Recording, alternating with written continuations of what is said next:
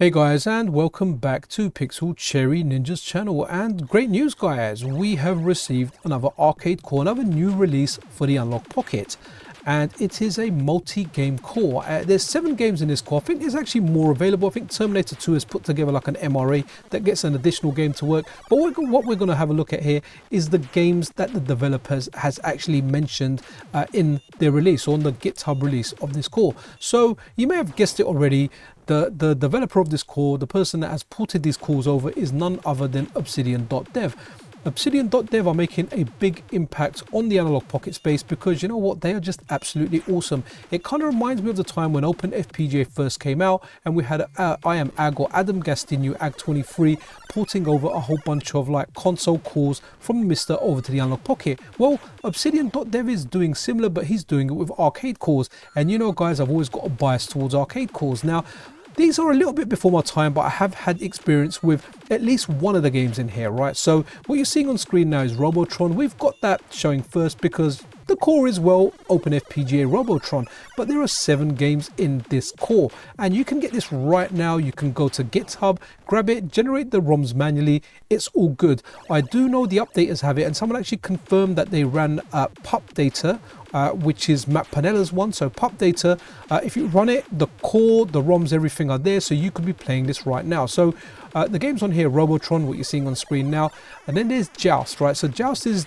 the big one for me. That's one of my earliest memories of playing video games, but I'll talk more about that when we look at the games individually. So we've got Robotron, Joust, Sinistar, Stargate, Splat, Bubbles, Alien Arena. So again, a massive thank you to obsidian-dot-dev. I mean, it's just sheer awesomeness, right, for all this stuff that we're getting.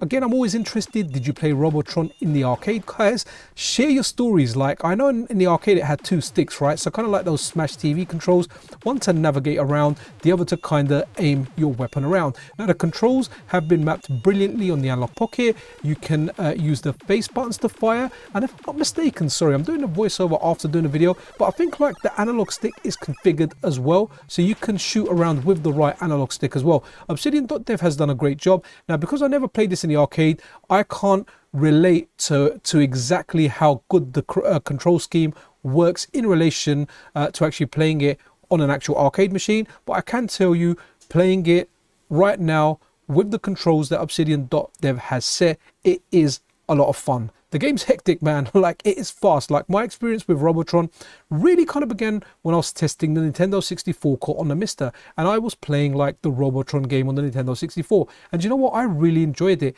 Controls worked. It was one of the first games to work on the core. But trying this one out, yeah, I like it. But because I have no nostalgia for it, it's not going to be a game I'm going to be revisiting. However, I know so many people like this game. I've got friends. I've got a friend that's a few years older than me, and this is the game that he loves. He speaks about Robotron. He's the guy that first told me about the game, and it's how I kind of heard about it even before I played it. So good times guys. If you're wanting to play Robotron, it's available. Play it, enjoy it on your Analogue Pocket. Honestly, what a great time to be alive. And I never say it enough at the beginning of most of my videos, but you know what, if you're not subscribed to the channel, then a subscription helps, a like helps, as does turning on those notification bells. But let's go through all the games now one by one. We've had a look at Robotron. Definitely let me know which one your favorite is, which one you played in the arcade, because you know what, above everything else, I love arcade stories. Right, let's move on. Let's check the next one. We're going to look at the rest of the games in alphabetical order. I mean, we started with Robotron, right? But now we're going to move over to the game that begins with A, which is Alien Arena. Now, guys, like, okay, so getting into this blind and trying it out, it was very, very weird. But I had a few goals in it. I kind of started figuring it out, right? So you kind of collect these pieces. It gives you like traps and other things out there. And I get a kind of like, you know, protect your side of the screen, but destroy the enemy's side of the screen. And I don't know, you sound like these aliens and these kind of creatures there. There's definitely a little bit of a learning curve to it, but it does look like it would be a fun game. But that's like Alien Arena. And also, sorry, what I should have said at the beginning as well, which I failed to say. So so the Robotron core for the Analogue Pocket, this is based on the FPGA Robotron code by ShareBrained, and this was ported from the Mister port by Sorgelig and Old Git. So yeah, Alien Arena, again, I'd be really interested to know if you guys played this back in the day. This is the kind of game I could see myself really getting into, but not really in the arcade. Something like on my Atari 800, maybe the C64 or something, because it definitely has like some decent elements, some decent playable elements in there, where you kind of like pick these things up that are different colors. You lay out a trapdoor, and when like the enemy or like the enemy spawned alien or whatever it is, when it comes for you, you can kind of put this trapdoor in its way or kind of lead it to it, and you can see like a score thing come on the screen, which obviously you know you're doing something right. I didn't quite work out this game, but I could see that around the time this was out, this is something I would have enjoyed playing. And the next game we are having a look at now is a game called Bubbles. Now guys, it might look like, hey, what am I looking at here, right? But bear with me, I really enjoyed this game. Like the physics of your little bubble slipping around the sink, it just felt really good. So I think what you're doing is like you're cleaning or you're collecting the germs or something, and you're going around the sink. You can eat the little ants, but the big ants can get you, and whatever those other things are, you want to avoid them. Once you kind of take out like all the little stains and the ants, you kind of like do the level, and then you go over to the next level. Again, like an interesting game. First time I ever played it is what you're seeing on screen now when I did this video. And you know what, like I used to enjoy the times games were like this. Don't get me wrong, my golden time for the arcade was years after this, right? But I remember playing games like this on home computers where everything was left to your imagination, right? You know, graphics were like this, they were simple, but above everything else they had playability. And guys, the movement in this is really good. You know, if you're gonna get this call for Robotron, try this game out as well, because honestly I think many of you will like this. And I also like as you kind of gather more stuff and your bubble gets bigger, I like the happy face your little bubble gets. I think that's a good touch in this game. Joust, guys, this was a big game for me, right? I haven't played this game loads, but this is one of my earliest gaming memories, right? Like either a cousin, a relative, one of my parents' friends or someone, they had an Atari 2600 and I played Joust on it, and honestly as soon as I played it I absolutely loved it. I was a young kid then, and now I'm an old man, and you know what, going back to it as an old man, I still like it. The only thing I remember about the Joust that I played on the Atari 2600, honestly, from what I remember, it had less colors, right? But the playability was there. This game just feels really good. Like you're some kind of knight with a lance riding some kind of bird, maybe, I don't know, an ostrich or something. And from what I remember, you can play this two players simultaneously as well, so that makes it really interesting, right? Again guys, Joust is fantastic. It's aged really well. So you kind of hit the enemy birds or the enemy knights on the buzzards, I think they're on. You hit them with your lance, or you kind of jump above their head, and it just feels really good. Honestly, even to this day, like play it now, it's fantastic. And for me, it is definitely my favorite game of this core. I know many people will like Robotron. I never really played Robotron right up until like much later, but this game, absolutely banging. Try it out now. Honestly, you will not be disappointed.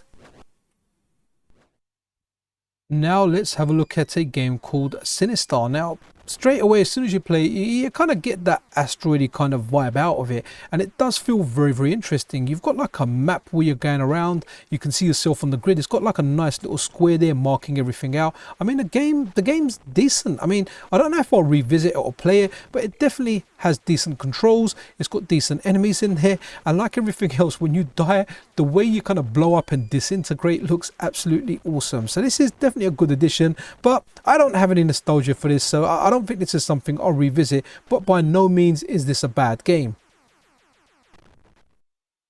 When I first booted this game up, I was like, what am I looking at, right? So the game's called Splat, and what's really funny about it, like there's a conveyor belt, some kind of factory, I don't know, assembly line machine at the top, and it's chugging out items like apples, cream pies, keys. So what you do is you collect them. You can collect, I think, maybe two, maybe even more of those at a time. I just like literally what you're seeing here is the first time I'm playing this.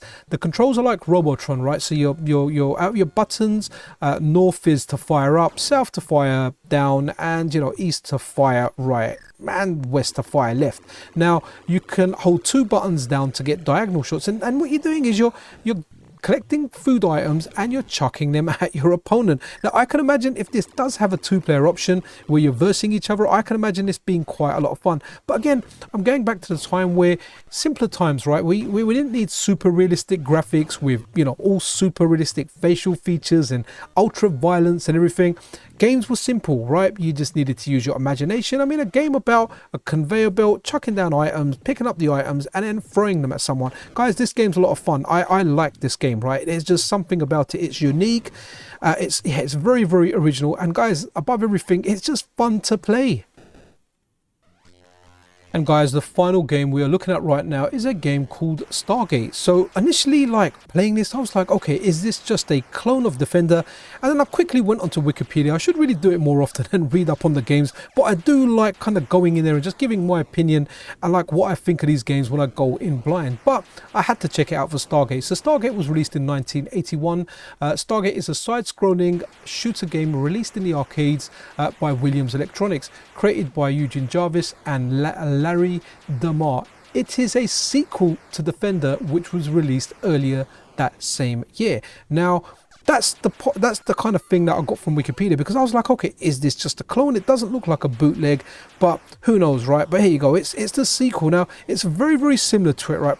Playing this, it felt exactly like Defender. Now I noticed some like warp kind of areas where you go in these like little warp zones, something like that might be present in Defender. I got a bad memory. I can't remember a lot of the mechanics or a lot of the events that occur in some games, you know, like I don't know, I think the recycle brain in my bin just empties out every so often. But that's it for this call, guys. You know, we've got a nice bunch of games in there.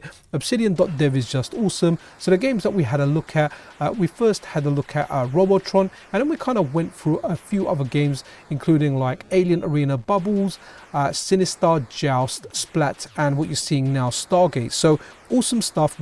Like I keep saying, we're eating good on the Analogue Pocket in the year 2024. Things are good.